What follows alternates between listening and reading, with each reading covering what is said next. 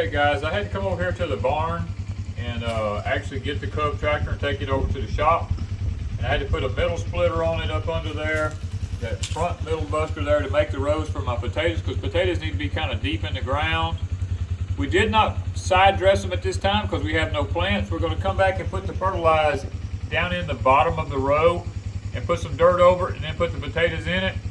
And then once the potatoes get growing, then we'll take the middle splitter off and we'll put our half shovels on, or our disc killers, to be able to throw some dirt up. And at that time, we'll be putting fertilizer in the hopper and we'll be side dressing the potatoes. I also had to put the wide sweeps on the back here so I would know where to make my next rows at, because it would leave my marks in the ground from the plows. And very happy with the way it turned out. So we're going to put the Cub farmall back at rest underneath the farmall barn.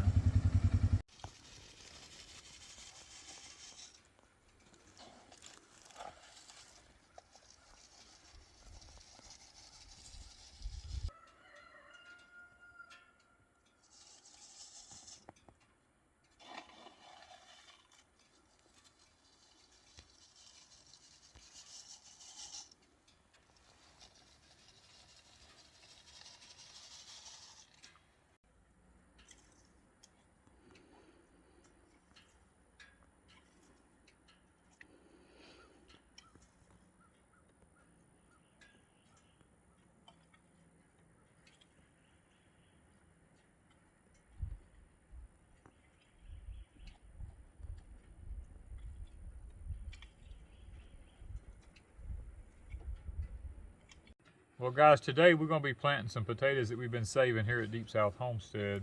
And I know they may look a little rough, like they're shriveling up some, but I'm going to tell you something. We've been planting these for the last 2 years and we've had no problems out of them. They've all made potatoes. I know that the sugars are decreasing in them, but as long as they get them up like this, they put roots on really fast. As a matter of fact, there's a couple of roots already starting right there. I mean, it don't take them long once we put them in the ground. These are just some red potatoes that we had there. These are the French fingerlings that we had here. These are looking awesome. We're not going to be cutting them up. We're just going to plant the whole potato. And we've been having some real good luck with that. Here's the purple right here. You can see that purple stem on it. This is a Purple Majesty. And to be honest with you, I'm not sure which one this is here. It's one of the white ones that we had left over. We don't have really good luck with the whites, but we do have really good luck with the Purple Majesties and the French fingerlings and the red potatoes over there, which would be the Pontiacs or either the red Lesotas. And then we have these here. Now these, these have just about gone to absolutely nothing. This is the Russian white fingerling potatoes. Now, whether they'll make it or not, lots of times we've learned that when we put one of these in the ground right here and it gets damp, the potato actually rehydrates, because it's almost like it's dehydrated right now, because this has pulled out so much of the nutrition out of it. And sometimes we get them to actually live and they make some potatoes. So we'll save them a little bit longer instead of throwing them away. Probably these will be put in Miss Wanda's high tunnel over there, where we can monitor them and keep them damp, you know, on a daily basis.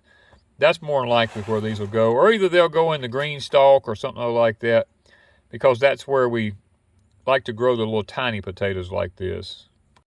Now, if these had been seed potatoes that we ordered, we would be doing what they call chitting them.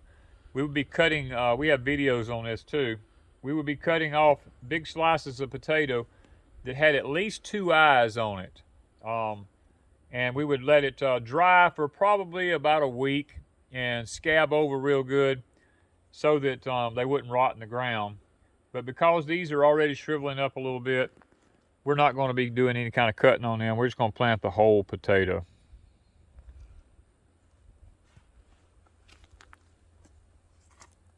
And we've learned, used to we planted our potatoes way apart. We've learned it really doesn't make any difference. If we put enough nutrition in the soil, enough fertilizer, as long as we keep them about 10 or 12 inches apart, They do just fine. And the thing about turning all the eyes to the top, guys, it has never made a difference.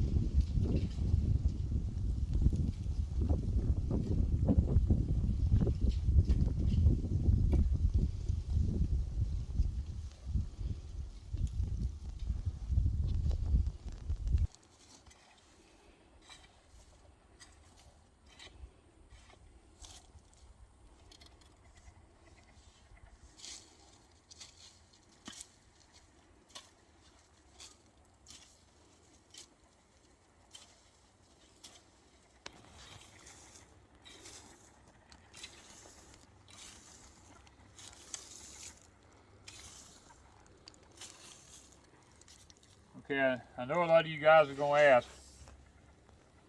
It looks like I plowed a real deep furrow and I put the potatoes deep in the ground, which technically I did not. I plowed the deep furrow, I put fertilizer in it, and then I raked dirt back into the furrow. Technically, the potatoes are ground level. I built this bed up over them with the dirt that was pushed to the side because as it rains, dirt's going to wash away from it, and the potatoes are still deep enough underneath there that by the time we get the rains and everything, the potatoes will technically only be about 3 inches under the dirt. And then once they sprout up and start growing, I'll come back with the disc killers and start throwing dirt up on them because they're technically ground level. They're up out of the water. I don't have to worry about them rotting or anything like that. And this right here is what I was telling you guys about. A lot of y'all made a comment to me, said, why don't you just go in there with a mower or a scythe or something like that and cut those things off and leave all them roots in the ground? Well, I came in here and I hand pulled as many of them out as I could. I couldn't get every last one of them, but this is why. As I'm raking and stuff right here, you can look at Miss Wanda's feet right there. This stuff, I'm trying to rake it off the bed. You see that stuff there? When you get ready to plow, that stuff will actually sprout and come back up. And I'm trying to get all that off the tops of these rows so that I got a good clean potato row. So when I plow it, I won't have all that stuff in here. Because like right here, there's more of them right here that I just happened to miss.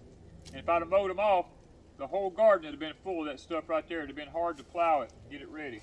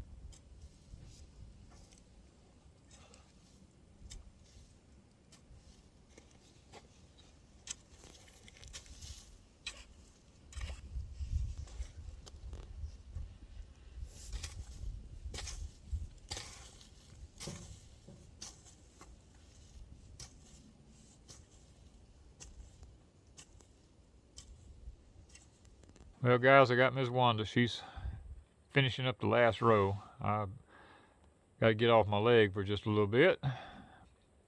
Let her finish up that last row. And we'll have 3 rows of potatoes in. And man, that'll be so good. We're not planting as many as we normally do. We just don't feel the need to. We've learned how to space them out all year long except for about a couple of months in the summertime where we can't actually raise them. And we have enough stored by that time that we can make it through those couple of months before the fall starts coming in. And then we're able to replant in the fall. And this is working out really good, having learned how to do this. We're just breaking old traditions. People say you had to plant a certain time. Not necessarily true. It's all about learning your environment and learning how to make things work.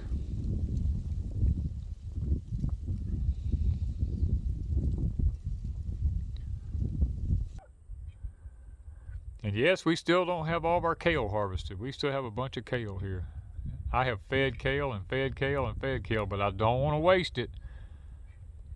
So we're just working it in with our animals.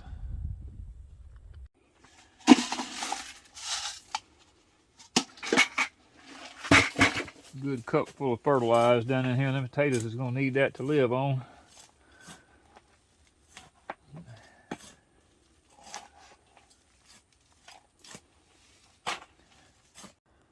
Okay, guys, I just took out all these buckets of dirt right here out of this because I need the potatoes down deep enough in here I can have long slips growing up.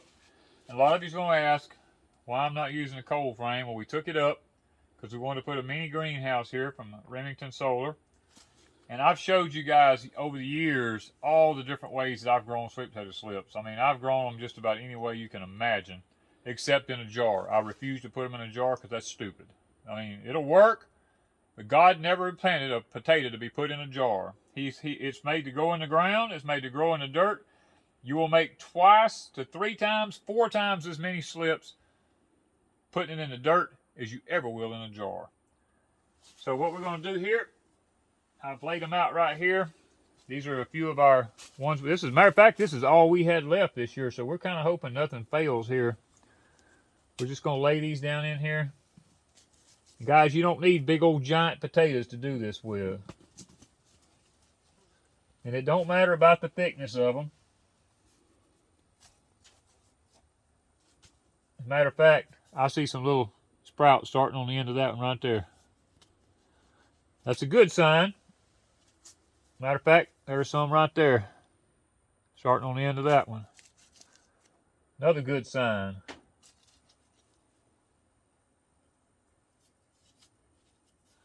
Roll that one a little further out, put that one there.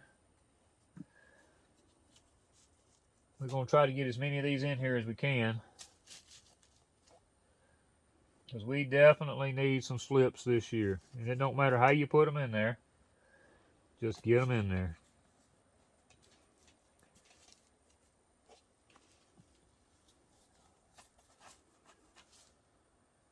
The ones on the outside edge may come up first because the bucket gets warmer from the outside.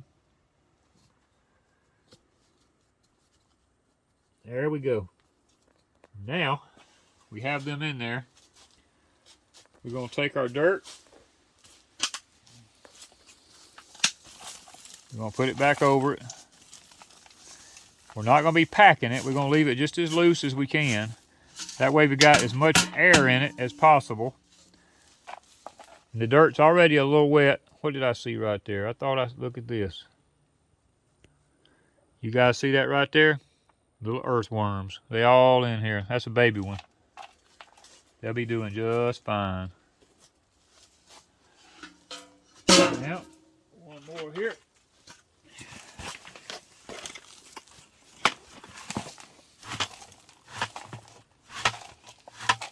This other bucket we had here was all the wood chip stuff we had left over out of the bag of potting soil when we made our seed start mix. We're going to put this on top because this is big flakes of bark and stuff.